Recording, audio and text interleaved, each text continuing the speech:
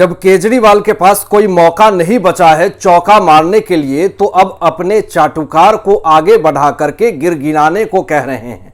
खुद तो मीडिया में आकर के गिड़गिड़ा नहीं सकते हैं, तो अपने चाटुकार को कह रहे हैं कि यह कहो जाकर के प्रेस कॉन्फ्रेंस में और गिड़गिड़ाओ और चेतावनी दो कि कांग्रेस मेरा मदद नहीं कर रही है। लेकिन कितना भी गिड़गिड़ाएंगे केजरीवाल या फिर उनके चाटुकार कितना भी गिड़गिड़ाएंगे, कांग्रेस ने तो मन बना ही लिया है कि कुछ भी हो जाए केजरीवाल का समर्थन नहीं करना है।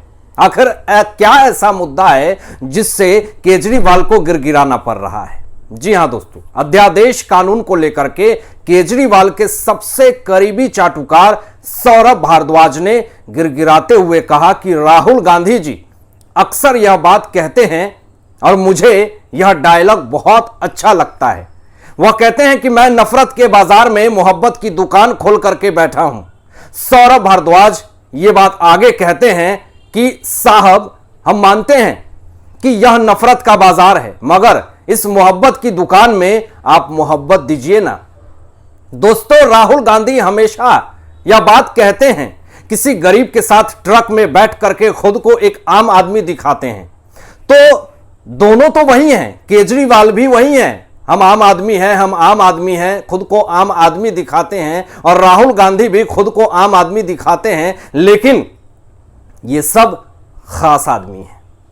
हाथी के दिखाने के दांत अलग होते हैं और खाने के दांत अलग होते हैं। तो फिल्मों में भी बड़े बड़े डायलॉग दिए जाते हैं, लेकिन रियल लाइफ में वह लोग एक साधारण व्यक्ति होते हैं। वैसे ही भूल हो गई है केजरीवाल को, उनके चाटुकार को, कि राहुल गांधी यह सिर्फ दिखाने के लिए बोलते हैं कि मैं नफरत के बाजार में मोहब्बत की दुकान खोल करके बैठा हूं, लेकिन यह नफरत की नजर से देखते हैं तभी तो दुनिया इन्हें नफरत की बाजार दिखती है।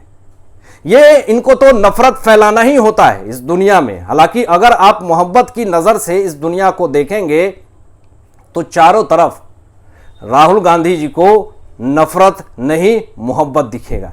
लेकिन आपकी तो मंशा यही है कि इस भारत देश में नफरत फैलाना है, तो फिर आपने इसलिए इस तरह की डायलॉग बोली कि मैं नफरत के बाजार में मोहब्बत की दुकान खोल करके बैठा हूं। लेकिन इस पर सौरभ भारद्वाज गिड़गिड़ाते हुए यह कहते हैं कि साहब, हम मानते हैं कि यह नफरत का बाजार है, मगर इस मोहब्बत की दुकान में आप मोहब्बत दीजिए ना। इसका मतलब कि अध्यादेश कानून के खिलाफ हमारा समर्थन कीजिए ना। और सौरभ भारद्वाज आगे कहते हैं कि अगर आपके पास विपक्षी पार्टियां मोहब्बत मांगने आई है और आप कह रहे हैं आपके पास मोहब्बत नहीं है, प्यार नहीं है, तो फिर मोहब्बत की दुकान पर सवालिया निशान है। शायद भूल गए सौरभ भारद्वाज कि यह सिर्फ राजनीति में डायलॉग ही चलते हैं, बयानबाजी ही चलती है, जो आप लोग भी देते होंगे और हमेशा देते आए हैं। कहते कुछ और है, करते कुछ और हैं। तो बयानबाजी तो चलती रहती है, उसको गंभीरतापूर्वक नहीं लिया जाए तो ज्यादा अच्छा है। इनकी भूल है, सारे विपक्षी पार्टियां मोहब्बत मांगने आई थी। इनकी भूल है ये सोच, सौरभ भारद्वाज और आम आदमी पार्टी की। सारे विपक्षी स्वार्थ से आई थी कि मुझे प्रधानमंत्री का चेहरा बना दिया जाए। तो आप यह भूल में ना रहें, विपक्षी पार्टी एक जगह पर बैठी है, तो इसका मतलब यह नहीं कि इसमें आम आदमी पार्टी को फायदा होगा या फिर कांग्रेस को फायदा होगा। सब आपस में ही लड़ रहे हैं, झगड़ रहे हैं, मनमुटाव चल रहा है। विपक्षी दल की बैठक मजाक बनकर के रह गई है दोस्तों। जो केजरीवाल ने हरकत की है उससे विपक्षी दल के सारे लोगों को हल्के में लिया जा रहा है।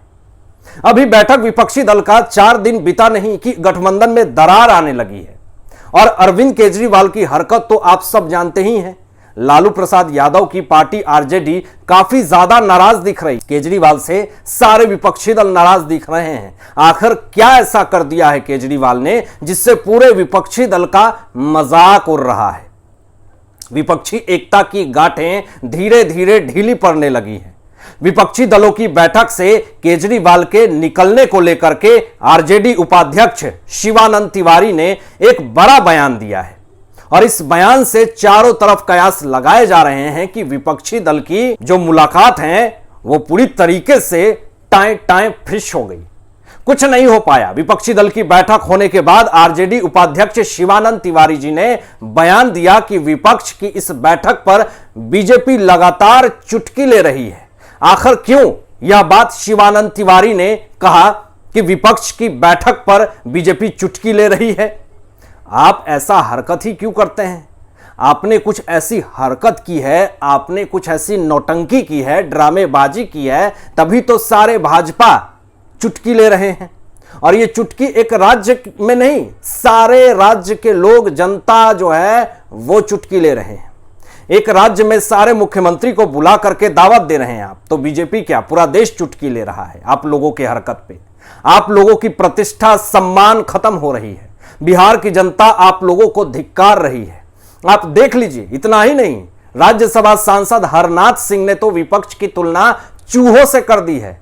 हरनाथ सिंह जी ने कहा कि 100 चूहे मिलकर एक शेर को पराजित नहीं कर सकते हैं। कर्नाटक की जीत तो छोटी मोटी जीत है। 100 चूहे मतलब विपक्षी दल के जितने सारे चूहे बिहार में इकट्ठा हुए थे उसकी बात कही जा रही है। और शेर नरेंद्र मोदी जी को कहा जा रहा है। तो चूहे मिलकर एक शेर को पराजित नहीं कर सकते हैं।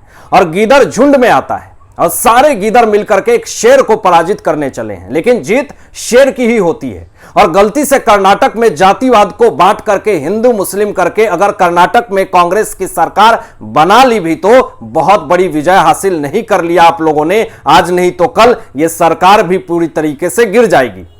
अनुराग ठाकुर जी ने कहा कि इन्हें देश को बताना चाहिए कि उनका नेता कौन होगा और यह ठगबंधन ताश के पत्तों की तरह बिखर जाएगा। भले वे एक मंच पर आए हों, लेकिन उनके दिल ही नहीं मिल रहे हैं। सारे लोगों को आपस में मनमुटाव है। ये लोग कभी भी मौका मिलेगा एक दूसरे को धोखा देकर के आगे निकल जाएंगे।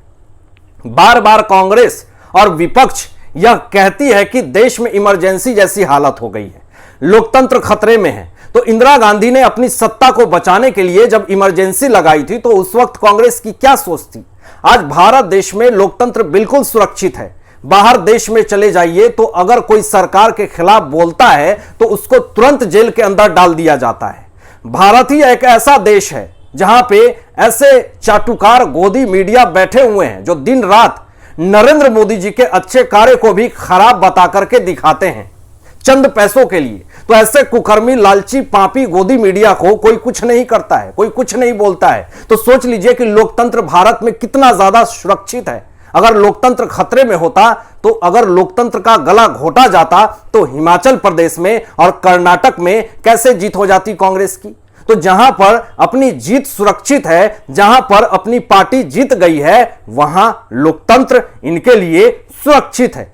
लेकिन वही जहां इनकी सत्ता जिस राज्य में खत्म हो जाती है, जहां पर इनको वोट नहीं मिलता है, तो इनको लोकतंत्र में गड़बड़ी दिखने लगती है, वोट में गड़बड़ी दिखने लगती है, भाजपा को टारगेट करने लगते हैं, लोकतंत्र का हत्या होने लगता है। तो ऐसे अभद्रता पर आप लोगों की क्या सोच है, जरूर बताइएगा।